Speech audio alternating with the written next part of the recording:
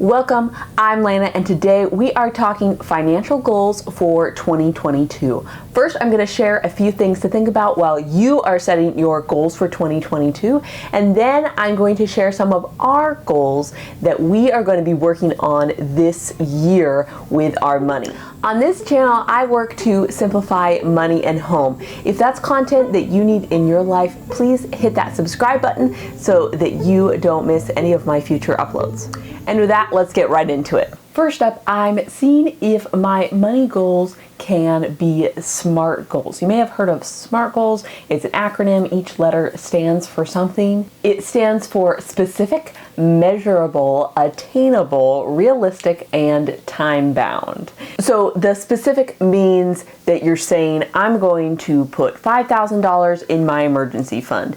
It means that you're not saying, I'm going to save for an emergency fund, an unknown amount of time. So when your goal is specific, it's often measurable, so you can tell when you have done it and if you have achieved that goal.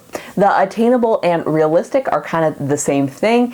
Could it actually happen? Is it realistic that you could save that much money, pay off that much debt, whatever your money goal is it actually going to happen?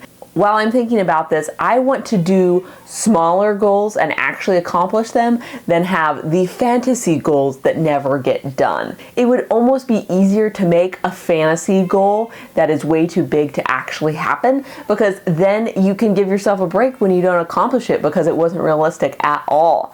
So when your goals are actually attainable, this means that you can hold yourself accountable for actually making them happen.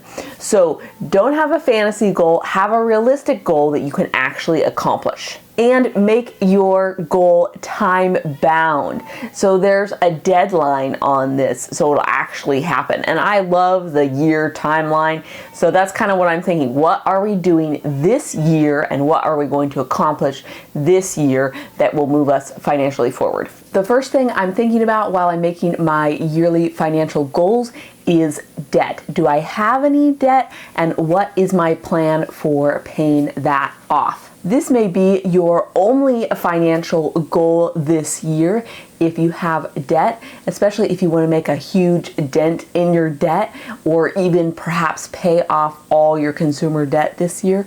That would be a huge deal. If your credit card debt or your student loan debt is a lot of money, there's a few things to think about. One is that specific part. You're probably not going to be able to pay it off all this year, but how much could you pay off this year? So be specific about that goal and realistic about how much you could actually tackle this year. Another thing to think about is, are you going to be investing while you're paying off debt?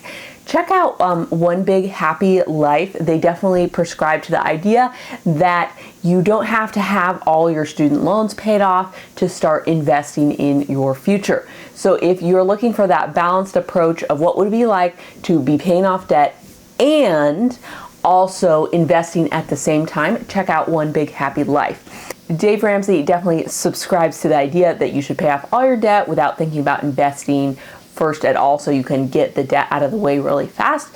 So if that's what you're leaning towards, you could check out more things along those lines. So on the lines of making your goal doable is that I am dividing my money goals into 12 parts or 12 months there are in the year, so that each part is equal, and then I can be held accountable every single month to see if I actually met that goal. If your goal is to pay off $12,000 of debt, that means you would do $1,000 a month, which means that you can look each month and see if you reached your goal, which means that it's not a huge length of time before you get a serious check-in about how you're doing and what progress you're making on your goal. Next up, I'm thinking about my emergency fund.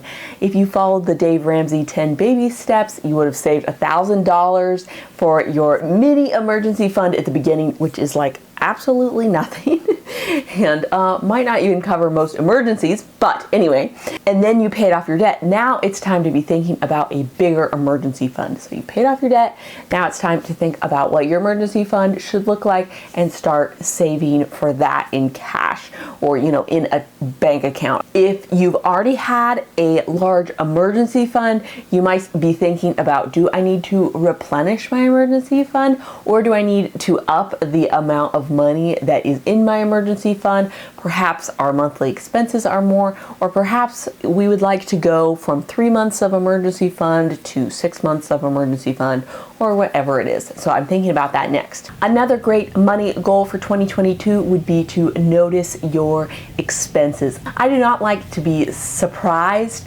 by expenses that end up coming up, and I've developed this circle chart, and I'll leave that down in the link below. You can just print one out for free, so that you can start writing down what happens each month, what things end up needing to be renewed, what subscriptions, your tabs, whatever it is, so that you can see what's coming and you can prepare for the next month. So perhaps your goal this year could be to start writing those things down on the circle chart each month so that you are less surprised when these yearly expenses come up.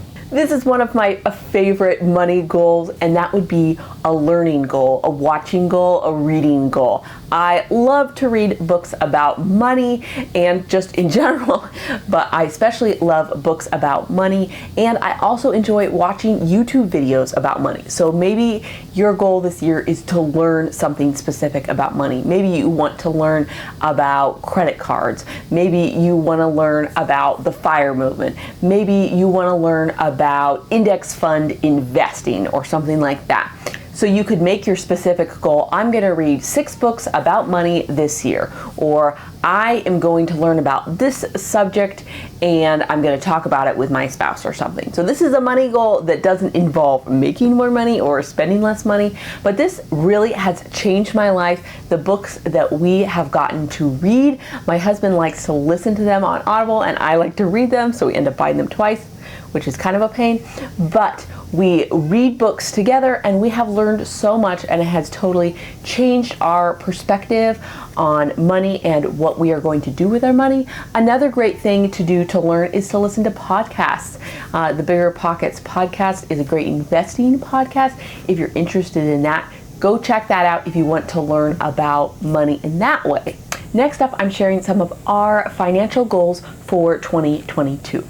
So my 4th goal is to make our emergency fund bigger. We have a decent emergency fund sitting in our savings account, but we would like to expand it a little bit and make it larger so that we could survive for longer without a paycheck. So our financial goal for 2022 about our emergency fund is that we are going to expand our emergency fund by 1 month worth of expenses. This will also include some restocking because we had some medical expenses that we ended up paying from our emergency fund, because that's what it's for. So we'll have to restock and then add to that. And this is not going backwards, this is going forwards, because the emergency fund is made to be spent on those medical expenses, and now we're just expanding it a little bit more also. My 3rd goal is to max out both of our Roth IRAs this year. Since my husband and I are both under the age of 50, the max we can put in each of our Roth IRAs is $6,000. So we could put a total of $12,000 in our Roth IRAs if we max them out. Last year, we did not make it to maxing out our Roth IRAs, but that's okay. We did lots of other cool stuff. But this year, I would love to max out those Roth IRAs. My 2nd financial goal for this year is to have less random. We have a variety of different income sources, from our Airbnb to my music studio to my husband's W-2 job. So we end up using a whiteboard system on our fridge to kind of keep track of this, and it's so tempting to just buy something and put it on the fridge and then just deal with it with the random money. And because that is so tempting, it means that we can save less money because all that money was random and it just kind of eats away at your savings goals. I'm just paying for the random things with the extra Airbnb money. So part of the way that I want to achieve this goal is that we have increased our blow budget. So my husband and I each get a certain amount of money each month to blow on whatever we would like. And this seems counterproductive, but it isn't.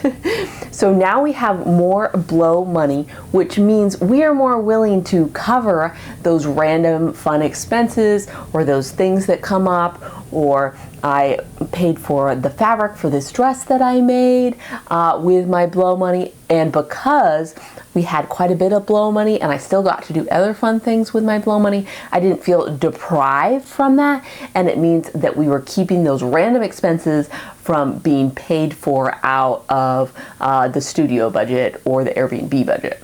And our number one goal this year is to fund our laser fund.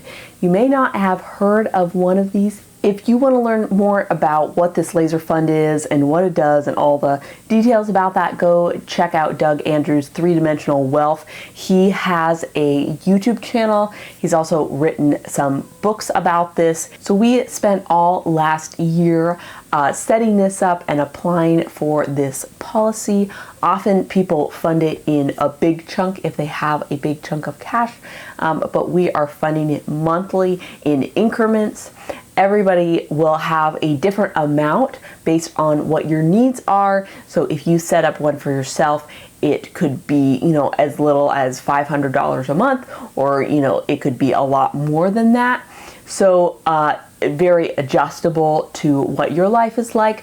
But if you want to learn more about what this fund does and how this all works, it's super cool and super interesting, but a little bit out there for sure, and a little bit different than the classical approach to money. Let me know down in the comments, what is one of your financial goals for 2022?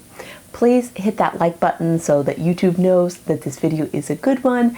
Also, subscribe so that you don't miss any of my future uploads. Also, please follow me on Instagram and Facebook. Thank you so much for watching this video. It means a lot to me, and I hope to see you in the next one. Bye for now.